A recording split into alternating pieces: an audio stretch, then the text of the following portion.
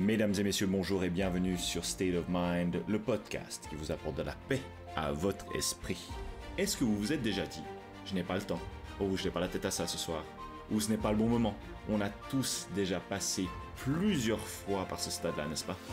Mais si je vous disais que ces excuses sont des chaînes invisibles qui nous empêchent de réaliser notre plein potentiel, est-ce que vous me croyez?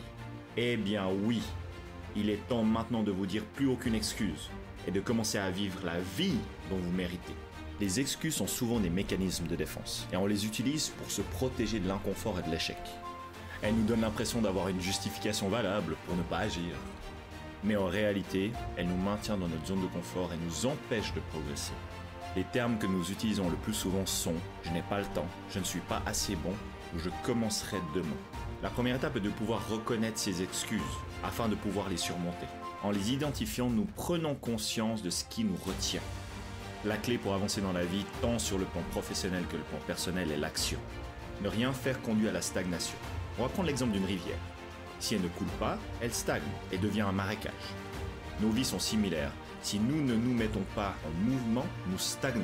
C'est pour ceci que toutes les actions, même les plus minimes, peuvent avoir des répercussions énormes. Bien évidemment, il est naturel et normal de rencontrer des obstacles en cours de route. Mais la seule différence entre ceux qui réussissent et ceux qui échouent réside dans la manière dont ils abordent ces obstacles. Simplement, à la place de chercher des excuses, ils cherchent des solutions. Voici quelques stratégies pour surmonter ces obstacles. Premièrement, décomposer les tâches. Parfois, les grands objectifs peuvent sembler insurmontables. Décomposez-les en petites étapes gérables. Deuxièmement, adoptez une mentalité de croissance. Croyez en votre capacité d'apprendre et de vous améliorer. Chaque échec est une opportunité d'apprentissage. Et troisièmement, entourez-vous de personnes positives. Les personnes qui vous soutiennent et croient en vous peuvent faire une énorme différence. Pour vivre sans excuses, il faut adopter un état d'esprit de responsabilité. Prenez en main votre vie et vos actions en suivant ces exemples. Fixez-vous des objectifs clairs. Savoir ce que vous voulez atteindre vous donne une direction et une motivation. Établissez des priorités. Concentrez-vous sur ce qui est vraiment important et éliminez le superflu.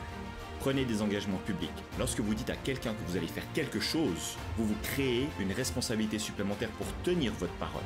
Enfin, rappelez-vous que rien n'est insurmontable. Chaque obstacle et chaque défi est une opportunité de croissance et de développement personnel. Lorsque vous vous engagez à ne plus avoir d'excuses, vous ouvrez la porte à un monde de possibilités infinies.